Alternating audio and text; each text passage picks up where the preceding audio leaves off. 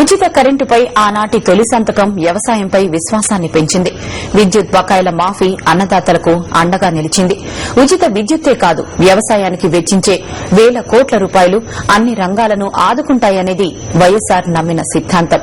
నమ్మిన సిద్ధాంతాన్ని ఎన్ని కష్టాలొచ్చినా ఆచరణలో పెట్టారు కాబట్టే ఆయన పేరు రైతుల హృదయాల్లో చిరస్థాయిగా నిలిచిపోయింది.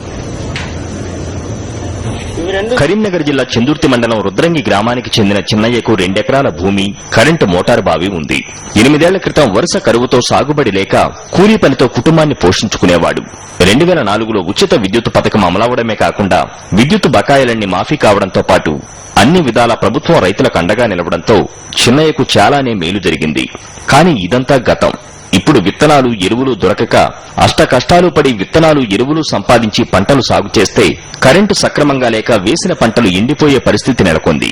ఇప్పుడు ఇక ఏది ఎద్దామన్నా ఏది ఒడిన పడతలేదు, వాళ్ళు ఏం ఎత్తలేరు, ఒక మనసంసులు ఎత్తలేరు, విత్తనాలు ఇచ్చిన లేవు, అన్ని దుకాణం మీద కొనుకాసు కూడా అవుతుంది, ఏది లేదు. కరెంట్ ఉంటుందా? కరెంట్ సౌలా లేదు. ఆ పొద్దుగాల సంది కూర్చొని ఇన్నే ఉన్నాయి, అప్పుడు సంది అక్కడ సంది అది కరెంటే లేదు. ఎన్ని గంటలు వస్తుంది? 8 గంటలు అంటే 6 గంటలు 7 గంటలు ఇస్తాడు చూడు, కానీ అది 4 గంటలు మరి పొద్దు రాత్రి ఇస్తాడు, లేకపోతే లేదు. ఆ 4 గంటల చెప్తాడు. మరి ఇట్లా అయితే మేము ఎట్లా బతుకుతాం? ఈ సమస్య ఒక చిన్నయ్యదే కాదు. 4 ఎకరాల భూమి, 3 కరెంటు మోటార్లు గల బావులున్న ఆకుల నరసయ్యది అదే పరిస్థితి. రాజశేఖర్ రెడ్డి సీఎంగా ఉన్నంతకాలం ఎలాంటి సమస్య లేకుండా రైతంటే నిజంగానే రాజంటూ చొక్కా ఎగరేసుకుంటూ గ్రామంలో తిరిగేవాడు. కానీ నేడు పరిస్థితి మారింది.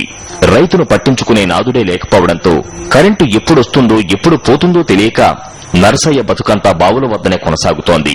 ఈ రోజు ప్రభుత్వం ఎట్లున్నారంటే ఎక్కడికి పోయినా గానీ ఏ ఇస్తున్నా పో, రేపు రాపో, మాపు రాపో అన్న లెక్కలనే ఉన్నారు. గానీ ఒక విత్తనం ఇచ్చలేదు, విత్తనంకు సరైన పద్ధతి లేదు, ఆ ఇచ్చిన విత్తనాలు మొలసడం అనేది లేదు, మొలిస్తే అది క్రాప్ వచ్చు లేదు.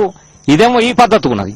ఇక మళ్ళీ ఇంకొకటి, వేరే మండలంలకైనా పోని ఎక్కడికైనా పోనీ సార్ కరెంట్ వస్తలేదంటే ఏం వస్తుంది పోవా, మా ఎండిని తోలేసిన వీళ్ళు వస్తున్నారు వాళ్ళు వస్తున్నారు అనడే గానీ 7 గంటల కరెంట్ అంటే కనీసం 1 గంట కూడా మెలుగుతలేదు. నేటి పాలకులు రైతన్నను కష్టాలకు, కన్నీళ్లకు గురిచేస్తున్నారని మరో రైతు తిరుపతి ఆవేదన వ్యక్తం చేశాడు. 3 ఎకరాల్లో పంటలు వేసేందుకు ఒక్క పత్తి గింజల ప్యాకెట్ కోసం 4 రోజులు పడిగాపులు కాస్తే చివరకు డ్రాలో అది కూడా దక్కలేదన్నాడు. లక్కీ డ్రాల ప్రభుత్వం కొనసాగుతోందని, ఈ ప్రభుత్వం ఉంటే సాగు చేయలేక ఉన్నది అమ్ముకుని తినాల్సిన పరిస్థితి వస్తుందంటున్నారు.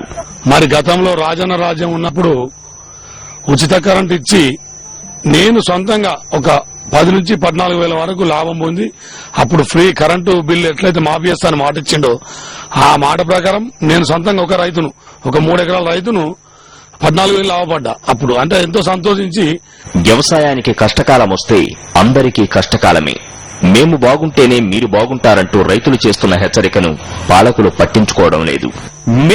మేము రాజులు లెక్కుంటే వాళ్ళు కూడా రాజులే, ఎవరు పరిపాలన చేసేవాళ్ళు కూడా. మేము దివాలైతే వాళ్ళు కూడా దివాలైనట్టే. మేము లేని వాళ్ళు ఎక్కడికి వచ్చారు. ఆరుగాలం శ్రమించే అన్నదాతల కష్టాలు, కన్నీళ్లు కడతేరాలంటే ఈ రైతు ఆకుల నర్సయ్య చెబుతున్న విషయాన్ని సర్కారు పెద్దల అవగాహన చేసుకోవాలి.